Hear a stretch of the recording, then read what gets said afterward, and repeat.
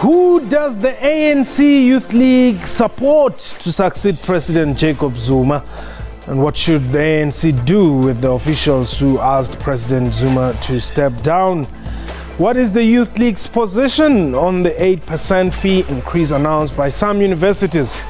And what is the Youth League's take on the Financial Intelligence Center Amendment Bill? What time is it? It's question time.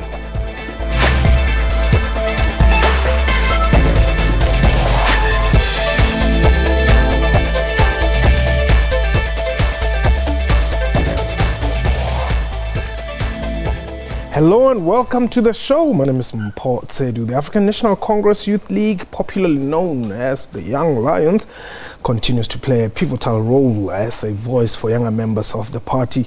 While some critics question their relevance, the Youth League does not shy away from making their voices heard. There are different opinions within the ANC and its alliance partners on who will succeed President Jacob Zuma. This is said to threaten unity within the tripartite alliance. Meanwhile, the Financial Intelligence Center Amendment Bill and several universities announced fee increases for 2017 have dominated headlines. Tonight on Question Time, we're seeking answers from the ANC Youth League General Secretary, or the Secretary General, Jabulo Nzuza. We are not live, and so therefore we won't be able to take your calls, but you can participate. Our Twitter handle at Question Time 24. My guest is indeed Jabulo Nzuza. He is the Secretary General of the ANC Youth League. SG, welcome to the show, and we really appreciate you making time. There are various issues that we just want to talk about. Perhaps let's start with this President Zuma matter. Some members, and I'm happy you are a member of the NEC of the ANC. Members of the ANC have called for him to step down. We didn't hear what was the Youth League's voice in that heated NEC? Well, the ANC Youth League has always been clear that President Jacob Zuma will finish his term as the president of the ANC and as the president of the country. You know, first and foremost is that people must familiarize themselves with the African National Congress and how it operates before even making, comments about the ANC itself. Because it will be unconstitutional, first and foremost, to remove a president, because the Constitution is very clear that when you elect a president in a conference of the ANC. So which other platform can you elect a president except in the conference of the ANC? Now, the National Executive Committee is not a conference of the ANC. It can't therefore say this president must be removed, this president must then be brought on board. Even if you are to look at the merits of the issue, one thing that as South African we need to be aware of is that South Africa operates from a premise that says a person is innocent until they are proven guilty. Now, as it stands, there has not been even a single court of law that have said, President Zuma, you are guilty of corruption. But people walk around saying, no, there is a black cloud hanging over the president. Who must be presumed innocent till proven guilty, and who must not? These are your leaders. Yes, they are leaders of the ANC, but if they make mistake, we question them. In fact, even themselves, because they can't be removed from being members of the NEC. Probably membership of the ANC will have to consider, how did we elect people who do not understand the operations of the ANC, people who do not understand the constitution of the ANC, people who do not understand even a simple principle of natural justice. Unfortunately, we can't remove them now in terms of being NEC members, but surely comes the next conference of the African National Congress. We need to look at them and say, why were these people elected? Because they don't understand the constitution of the ANC. And then, one of the ANC Youth League leaders then goes on to say, President Zuma must fire people. That is the prerogative of the president. The president can do that. If we engage with the president and say these are the views of the Youth League, yes, we can do that. We have a right to do that. We've been lobbying on a number of issues. Even if you look at the issue of 40% youth representation, when we went to the National General Council, we lobbied for that to come through. There are quite a number of policy positions that as the ANC Youth League we are lobbying for. We don't just lobby in terms of who must be removed and who must be placed there. In fact, that is very petty. What is more important is lobbying in terms of policy positions. For instance, we are going to the National Policy Conference. We are suggesting a change in terms of DSGs by having 2 DSGs. Those are fundamental and critical policy directives that change the discourse of the country and of the African National Congress. And we lobby on those issues. Now, proposing that the ANC should have 2 DSGs, do you have a candidate? No, we do not have a candidate as What's yet. the principle behind it? The ANC Youth League has adopted principles coming from our own National Congress of the ANC Youth League. Yes. And the priority is that we need to have more young leaders being infused into the ANC.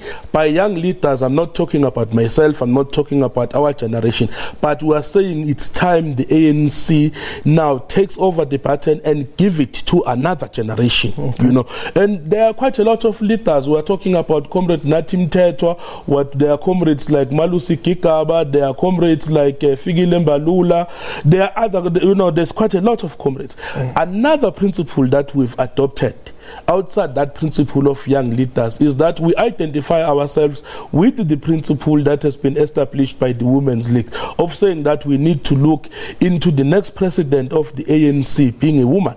We have not said a name, and I must be clear in this regard, because the highest decision-making body in the African National Congress Youth League is its National Executive Committee. And I prescribe over the National Executive Committee in terms of keeping its records. And it has not made a decision on the name of a person. Part of the reasons we have not done that is because we have said we need to approach this thing in such a manner that it builds unity in the organization. And immediately once you start eliminating certain people, you then run away from building unity. But we are firm in our principle that we need to have more young leaders being infused, not just in the NEC, but in the top 7 that we are now proposing. Does it include Hlaudi Motsoeneng, as proposed by some structures of the ANC? As I've indicated, the highest decision-making body of the ANC Youth League is the National Executive Committee. The National Executive Committee has not taken that particular decision. And I must also be very clear that when it is a provincial congress of the ANC that sits, the province has powers to take a delegation to the Congress of the ANC. When it's a national congress, the National Executive Committee takes a delegation to the Congress, and as such that determination will be made by the National Executive Committee. People can air their views, but the ultimate arbiter and decider on the matter is the National Executive Committee. So, do you not support the lobby group for Nkosazana Dlamini Zuma? As I've said, we've adopted a principle that says we are going for a female president as the next president of the ANC. Therefore, we have not determined the name at a National Executive Committee level, and it would be careless of me to come here and say decisions that have not been taken by the NEC have been taken. So Cyril Ramaphosa must forget about the ANC Youth League's vote? What it might just as well as be. If the NEC decides, the NEC has decided. Okay. Let's talk about the FICA bill. You have a position on this matter. What's your interest there? Well, we do have an interest, one on sovereignty of a country. The FICA bill is something that is still going through constitutional review. Yes. The first part of a problem we have with it is that it stifles on the constitutional right on other institutions of state. For instance, it gives the center a right to investigate. Whereas in South Africa, if a person has committed a crime of that magnitude or white-collar crime, they are investigated by the Hawks. So now why do you then have this center now having powers given to it by an act vis-a-vis a structure that has powers given to it by the Constitution? And it borders on the issue of the principle of natural justice. What we have seen is that That center easily releases information. Action is taken on the basis of that information. Once that information goes out, a person is then presumed to be guilty of some action or the other. If you look at the issue of Jonas Mankwangwa, deposits money in his own account, then it comes out that there are money that he's been depositing into his own account, and then the person is then assumed guilty. There's never been a process to question him to say that, why did you deposit the money? The person might be having a spaza shop. The person might be having a business that is running. But he has not been given a chance, and now he said, no, go out of your job. It's the carelessness and powers that it gives to people who are not supposed to be having powers. And by the way, it's giving powers to banks. Just in 2014, we established that about 50% of ownership of banks is by international people. And we are now saying that these banks must now have a right to go and probe people and ultimately decide to even close their accounts without launching a proper investigation, which gives access to information to even international people. And that is placing the country at risk. And the most problematic issue here is that if a small business person, who is probably a young person normally, is running a contract with a municipality and is known now to be friends with a relative of the municipal manager, a bank can close that person's bank account. Who suffers the most? It is the people he has employed. Okay. Let's take a quick break. When we return, we'll continue our discussion with the SG, the Secretary General, that is, of the ANC Youth League. This is Question Time.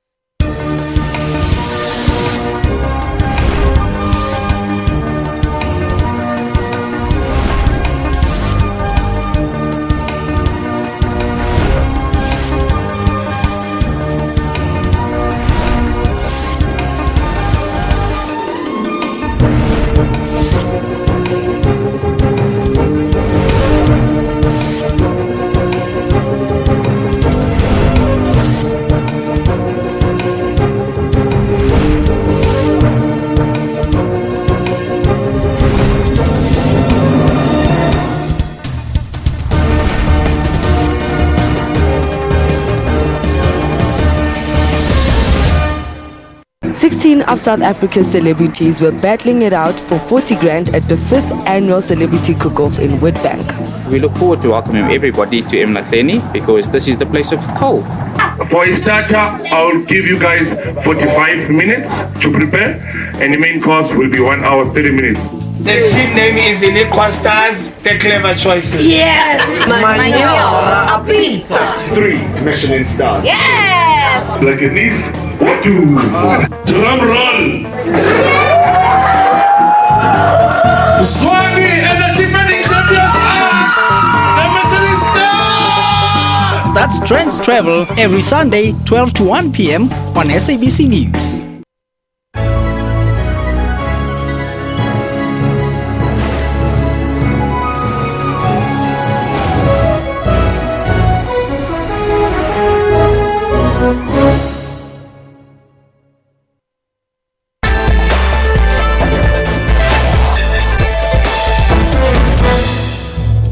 Welcome back. Indeed, you're still watching Question Time. My guest is Njabulo Nzuza. He's the Secretary General of the ANC Youth League. Let's continue our discussion, and I'm just going to try and, touch upon a couple of issues because I don't get time to talk to you as regularly as I would love to. Wits University increased fees, and people questioned the timing. Some saying, hey, why is it done now when students are supposed to be home? Is it to try and ensure that by next year they will be able to lock them out and all that? What is the Youth League's view there? It's really a dodgy exercise, particularly because there is this posture that is being taken by universities that says if there is nothing burning, we don't talk about the issue. And that's a very, very dangerous posture, because it now means every time they have to come and listen to students is when something is pending. And we have been raising this issue for quite a long time now, to say that the issue of no fee increment is just but one part of the problem. The issue here is that South Africa must have free and quality education for the poor. That is the ultimate objective, and the sooner we reach that particular stage, the better. And we've been saying to the ANC and government, you need to move with speed. You can no longer move with tortoise velocity as if it's business as usual on the issue of education. It is not business as usual. It is a critical issue that also affects even the economy, because if our youth is not educated, then surely they can't participate in a meaningful manner in the economy. It is just broader than that. So it needs to be an issue that is speedily resolved. We had said as the ANC Youth League in the beginning year, scrap registration fees for starters. Scrap application fees. You know, our young brothers and sisters who are coming into tertiary for the first time, they are made to pay 250 for one application. They end up paying 2,500 just for applications in about 10 institutions, and only one institution accepts them. Where is fairness in that? You know, we are saying keep a moratorium and keep the 0% fee increment whilst we are dealing with the modalities of free education. We have been saying you must continue scrapping the old debt as we had been doing in the previous year. We have been saying NSFAS must stop collection, because right now they are collecting even to people who are interns. An intern earning 3.5, NSFAS zooms in, say that no, you must start repaying, whereas that person does not have a job. They must put in systems in place to check who should they collect from and who can they not collect from. And those will be meaningful steps towards the attainment of free education, because this country can no longer afford to delay the issue of free education anymore. You have branches at tertiary institutions, and one is interested to know as to how are you going to approach 2017 there?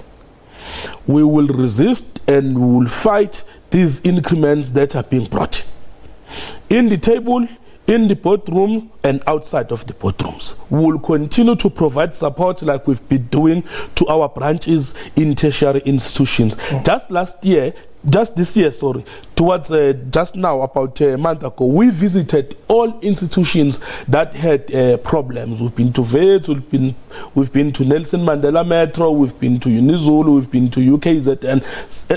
And that is part of us providing support to our branches who are at the cold face of this problem of free education.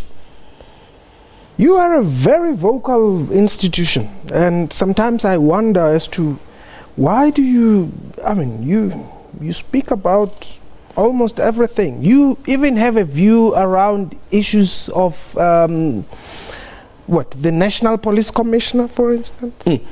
If it is in South Africa and it will affect the future of young people, we have a view. If in South Africa people continue to think that black is not good to manage institutions of governance, we will have a view.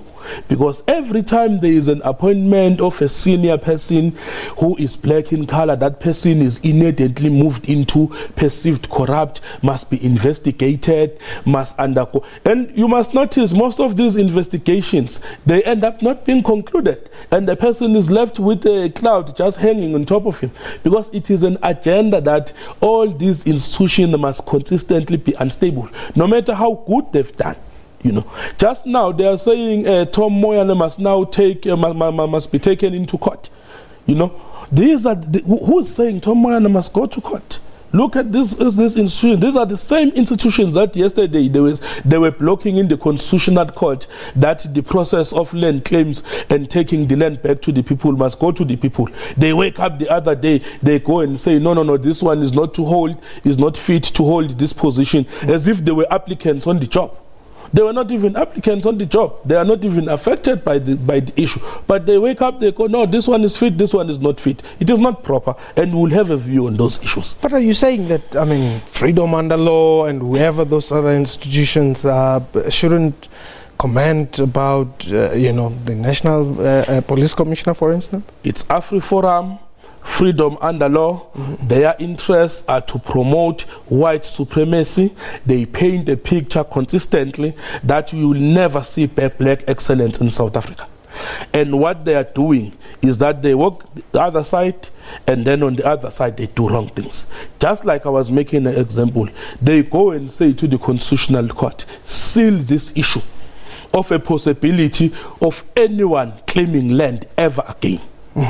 We say we don't pay attention to them. We say, no, it's fine, it's their right. Again, what does that do? It deprives black people their right to access their land. On the other hand, then they wake up the other day, they say, this one must not occupy that position, that one must not occupy that position. Were the applicants on the job to be complainants? No, they were not. And they make these accusations and people are tainted as if they are guilty, as if they are corrupt, whereas they have not been proven to be guilty of anything. Now that you've raised the land question, did the EFF steal your ideas? Yes. It was the conference. You see, Julius is a criminal. He goes to a conference of the ANC Youth League, a congress, as a president. Delegates converge in a congress of the ANC Youth League. They formulate ideas right up until they even formulate seven cardinal pillars of economic freedom in our lifetime. He moves from the ANC, but he does not move alone. He moves with the policies and directives that have been initiated by the ANC Youth League, literally stealing the minds and inventions of members of the African National Congress Youth League. Is that not criminal? It's criminal. You are a thug, you are a thief. You are stealing ideas instead of establishing your own ideas. You must understand that more than thousands of delegates converged there. And they played and applied their minds. And they came with a strategy. And somebody just wakes up the following day, goes to the media and say, no, this is our strategy. No, he didn't just wake up. I mean, you fired him. And I mean, at some point he woke up in the morning and said, this is our strategy. He had to go. He had to leave the ANC. He was behaving in an uncomradely manner. He lacked respect. He started, I'm even surprised that people, when they talk about Julius, they only start referring to him now when he was president of the ANC Youth League. He started being unruly from Kosas, when he led the strike that looted in the streets of Johannesburg and created chaos. And he will continue to do so. That's who he is. He is a chaos person. He is a chaos person. But he was good chaos for the ANC then. That's why when he was bad chaos, we had to remove him, because at some point the ANC tries to nurture a person, and then he failed to be nurtured. He was damaged goods. There's nothing we could do with Julius and his arrogance. Even now in Parliament, he just stands up, does not make meaningful contribution that provides solutions, but just stands up and say, no, this one must go, and so that's being unruly. Well, there's talk that, there are possibilities that he may come back. I don't know anything about him coming back. He will have to apply if he wants to come back to the ANC, and it must be considered through the ANC. But we don't need that kind of behavior in the ANC. We don't need hooligans in the ANC. If what we are hearing outside there, that, he acknowledges the possibility, although I know that their spokesperson has said there will never be a measure, is there a possibility of a working relationship other than what we are seeing in Parliament? They were dishonest when we were discussing the issue of collusions with Ntwane and in Greater Johannesburg and in Ekurhuleni. They led us and made the ANC believe that they might partner with the ANC, whereas they knew very well that they had absolutely no intention to do so. Their intention is solely to discredit the ANC. And I don't think that it is possible to continue engaging with a person who is dishonest. But that is not shutting the door. If he wants to come back to the ANC, he must go and apply for membership in a branch, just like everybody else. And then the branch will say, we have received the membership of this comrade. This comrade was suspended. Can we then review if we can still take his membership? Quickly, the MKMVA is now divided. There are people who are not leaders of MKMVA but are former leaders of MK, who are convening something else? I know that your members are young, not to qualify to be vets, but what is your position where you're finding people, from outside the structure saying we actually represent, the actual structure, but we are not in that structure and are convening? It would appear it's free for all in the ANC at the moment. If you want to convene something, you just call it, give it a name. The problem is that the media sometimes give illegitimate people a name. In the ANC Youth League, we had people who were saying they wanted to come and occupy Luthuli House. We stopped them, because if you understand an occupation, you will understand that if people come here for an occupation, they will forcefully remove you from your seat and take you out and claim all these cameras, but the media gave them leverage. I'm not a veteran. I'm not a member of the MK veterans. There is no young person who is a member of the MK MVA. All that we support is unity of the ANC. And all those who participate in bringing this unity in the ANC must stop doing that, and they must be isolated and they must be exposed. But it is becoming a trend that the media looks for dissenting views, even if it's a branch. Even if it's one person a member, so long as they have a different view, then they are called in and made heroes. For why? We don't know. YCL? Well, YCL is YCL. We are a member of the PYA. We are in a progressive youth alliance with them. They have views. One thing we must warn them is to stop pronouncing on issues they have no control over, such as issues of who must lead the ANC. The YCL does not have control, they don't have a say, they are not even sending a delegation to the Congress. In fact, they've been saying the ANC Youth League is vocal on those issues more. But I can guarantee you now, standing here, we have only spent 10% of our conversation discussing the leadership question, and 90% discussing the issue of FICA bill, discussing issues that affect young people in school. We are less interested in that, more interested in young people. Thank you. That's true. Thank you very much for the time. Thank you. All right. And that was question time for today. A big thank you to my guest and you for watching the show. From me and the entire crew, you have yourself a wonderful time. I'm Khotso.